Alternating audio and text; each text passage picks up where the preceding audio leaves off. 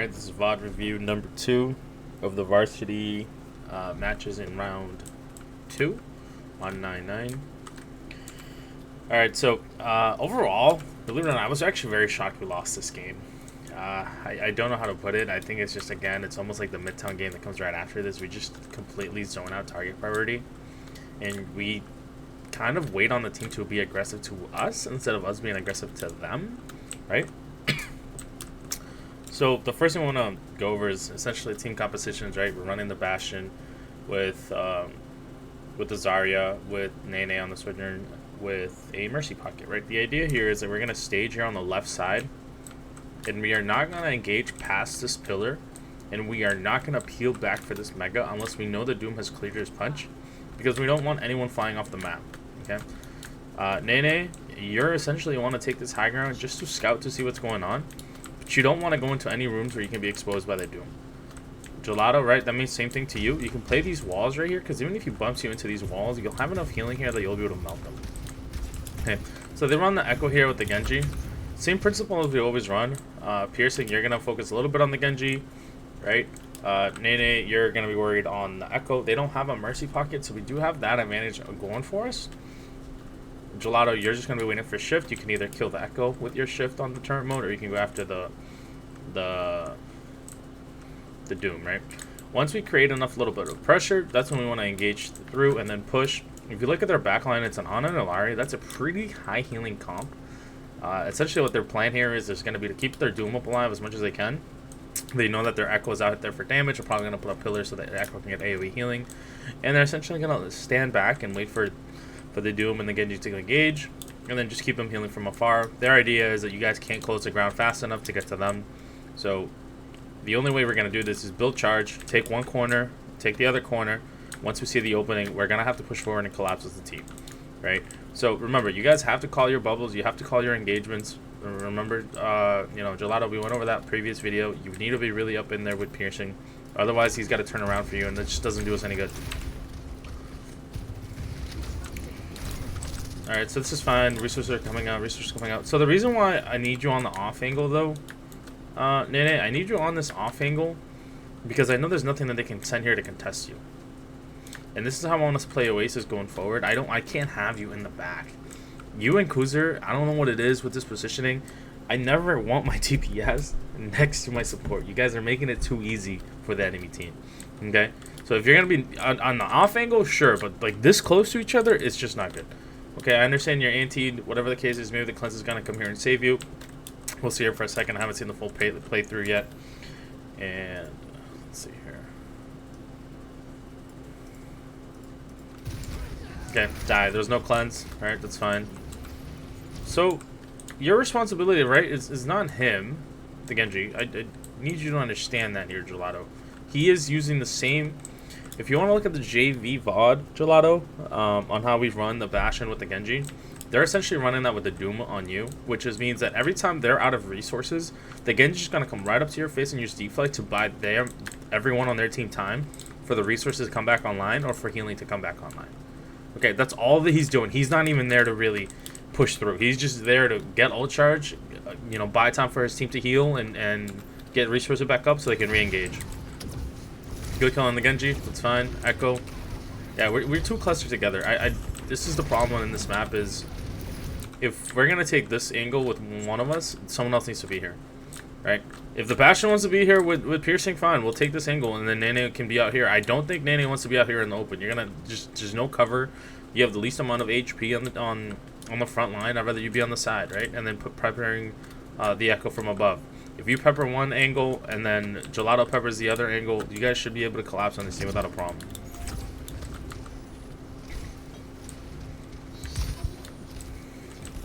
Okay, so now they're pretty much setting up the bunker area. This is fine. Okay, this is good. We're taking that angle. So, we can't do this. And we keep doing this. We are engaging in a 4v5. We look like plat players in diamond lobbies, honestly, when we do this. And I'm not even trying to be mean about it. We're engaging here with 1 DPS, and piercing has no help to help you with an Echo or the Doom if they take high ground. The only one who could potentially help you is going to be the Kiriko, the Mercy, or maybe the Bastion. The Bastion's not even in the fight yet. So we push up. There's no communication. That's great. We're just pushing up to push. Right.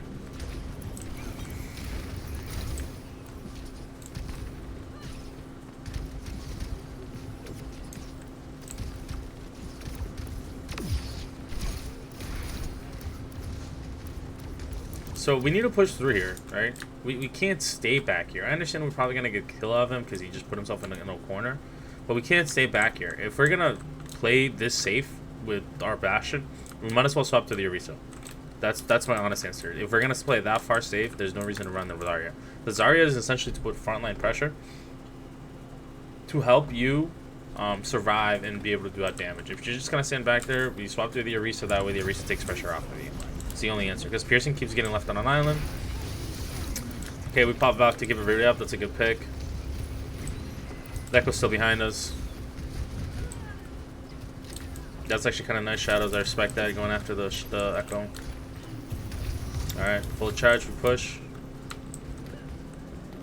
Alright, for staging, Nene, this is fine, but when we rotate back to point, I want you to control this side of the map. Piercing and Gelato have this side of the map covered, okay? This is fine for just keeping them at bay, but that's going to be your back-end rotation.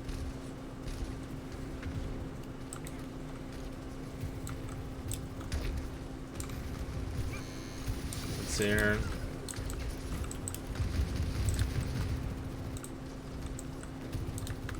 It's a good pick, we're just buying time.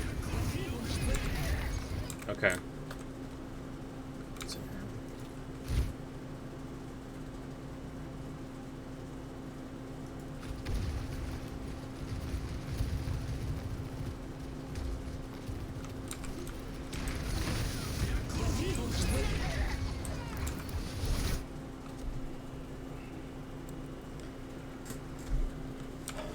Kuzer, going forward, whenever we see a team that has Nano Blade, I want you to play as far back as possible. Because if we lose, let's say we don't lose you there, but we just lose Nene, we still trade 1 for 2. So I'm okay with that. But the second you go down there, it's kind of hard. It's kind of hard for the rest of the team to sustain. Shadows has no healing left. Just make that call early. You know Nano Blade's coming in. Just play farther back.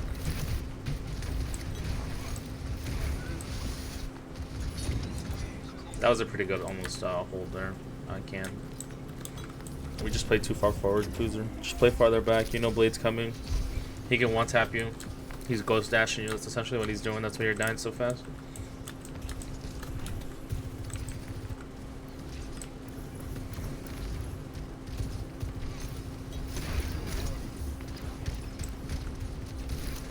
Alright, he dies there. This is great. Good pick. I like holding that right side.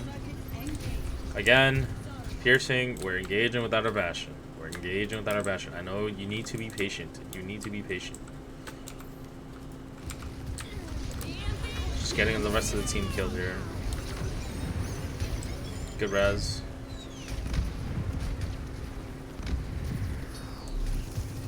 One thing I'll say here, Gelato, is just understand the team comp. Like, the Ana should have been your priority.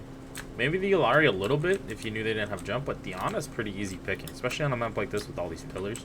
There's not much more space where she can run to. Good pick there.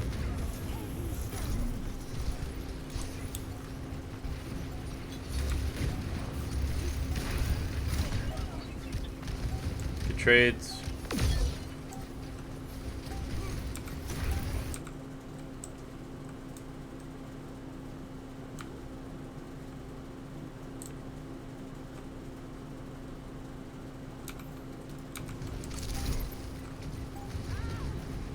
We win this team fight, I'd still prefer the crossfire from the right side. Just do that next time.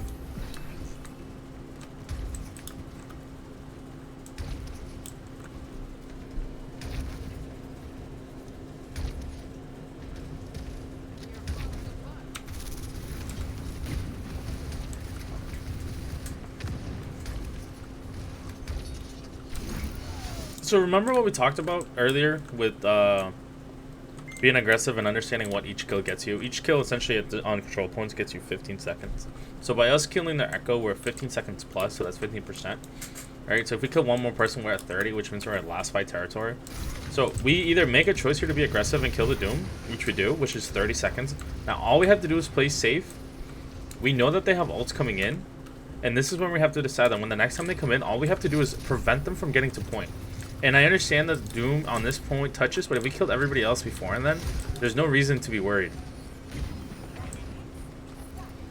Alright, we'll see the Doom go for the touch. We don't need to chase this. This is what I mean, though. We don't need to chase this. They have no tank. Look at this. Guys, we can just kill them and then come back to point.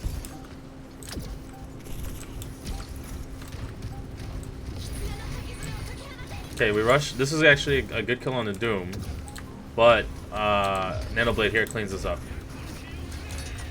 Alright, this, I have to talk to you about this, because I saw this in game.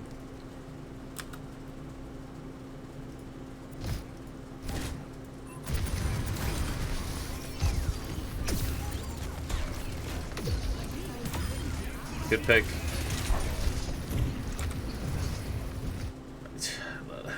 You know what happened there, right? I don't have to go back and redo it, but...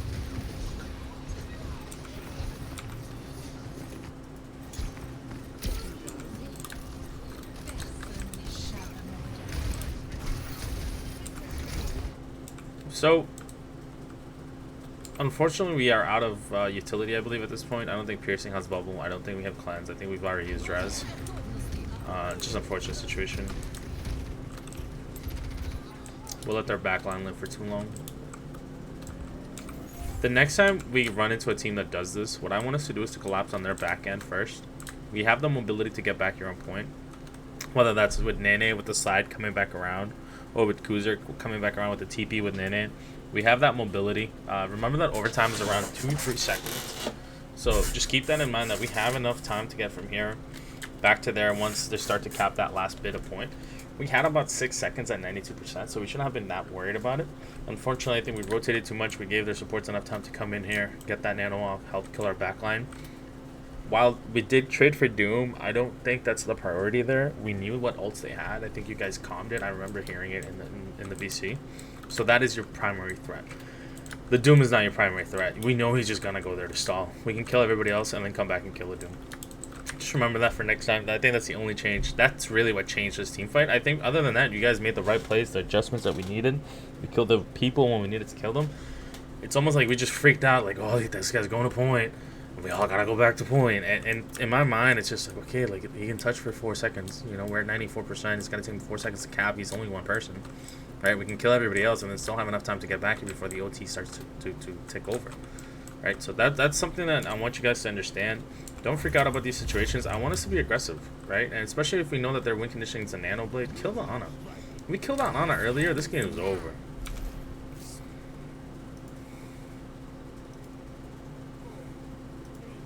Swatches it to the next one.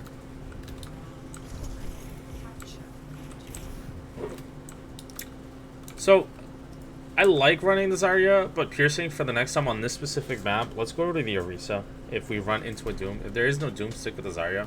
If there is a Doom, go to the Orisa. I feel it's the only way we create enough space.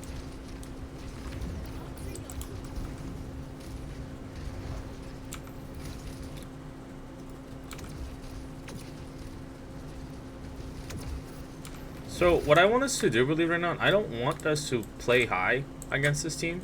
I want us to bunker down on point. So the faster we can rotate to point as a team, Nene, all I want you to do really is hold out here and just chill while the team's bunkering down on point. Once they commit to bunkering down there, and once they commit to the push, then you can start looking for angles. But I don't want us to be exposed out here because there's no shield and all we have is bubbles, but our bubbles are down here. So I don't know what we could possibly be doing up here. This doesn't make sense. Right? This is just bad rotations. I don't know. I mean, let's be honest. Like, they could be idiots here and just stand here still while you mow them down as Bastion, but I don't think they're that dumb. So this is too far of a range for you to really get any value out of your turn mode unless you're trying to kill something that's flying. They don't have an echo anymore. So the best thing that we can do here is we got to rotate to point early as possible. With our Zarya, bunker down there early, have Nene on the scout look, because all they have is a McCree without a pocket. So all we really need to do is wait for the engagement to come to us, and then we just mow them down.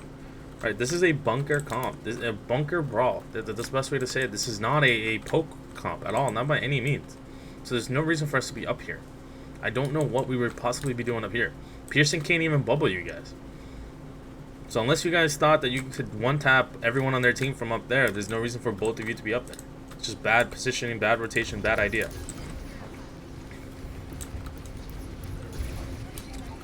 We lose Piercing, we lose Gelato, we get team wiped.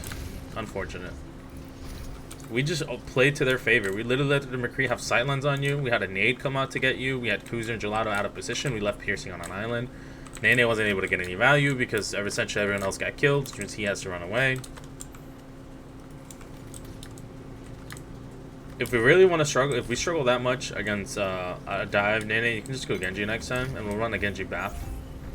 It'll be your call. But that means I'm going to have to figure out whether Shadows or Bowser's going to go in on this map. It's hard to tell because we don't know what the teams are playing, but if that's what it means for us to be able to bunker down in comp, we'll swap over to the Genji with the Kiriko, and then we'll swap the Mercy instead for a Bath. We'll do that. Okay. So again, so these swaps, right, they kind of work, but they kind of don't work. Right, if we were going to do something like this, I would prefer Nene to go Genji against this other team. I don't know if Nene said his Genji was good or bad. I don't remember. And Gelato, if you are going to go up against a Doom, it's going to be really tough with Soldier. There's very limited survivability that you're going to have. I understand you're trying to go the hit scan. The McCree is still going to mow you down a little bit. They have an Alari. They have an Ana. You're essentially trying to take on a 2v2 or 2v3. It's just not going to work there either. We have to commit to what we have in mind. And if we are going to run that, I'd rather run the Genji. And then Gelato, if you want to run something like a Tracer, that's fine. Or if you want to run even a Torb would be better. Something that allows you to sustain just a little bit more, because you're just going to get dove on or deleted by the Doom. He knows you're the easiest target. And he's over there right at you, looking to get a pick on you.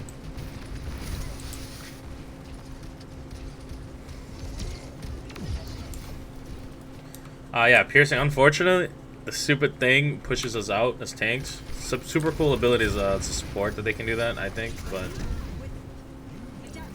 happy on the collapse.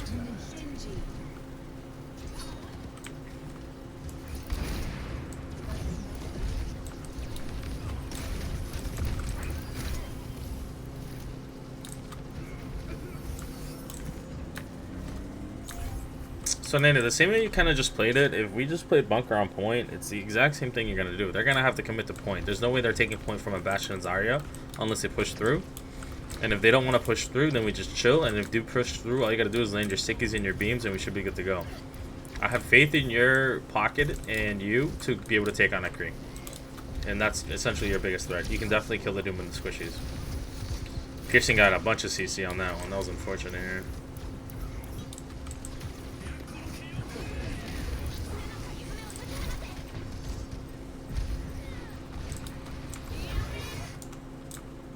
So, I don't know,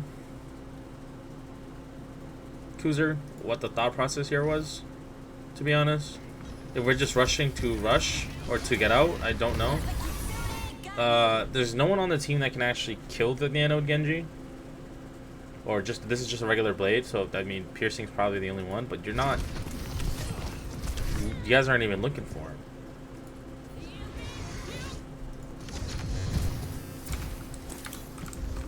So let's look at this. If you're gonna use a rush to counter a Genji, you better call that for Piercing. And that's only if it's not a Nano Genji. If it's a Nano Genji, just get out of there. Completely kite that blade. Yeah, because he's able to kill him, but by the time he gets back to find him, he gets a dash because he killed you and he gets away. So by you dying there, it just gives him an escapability. There's no point of the rush. You're better off waiting for Gelato to get his visor and rushing up top if that was the case, and just losing this team fight altogether. That was just an ult or a panic ult.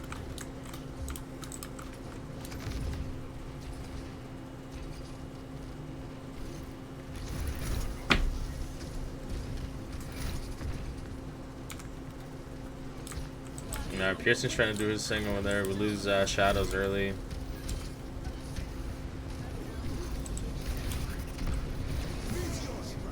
We'll lose Piercing.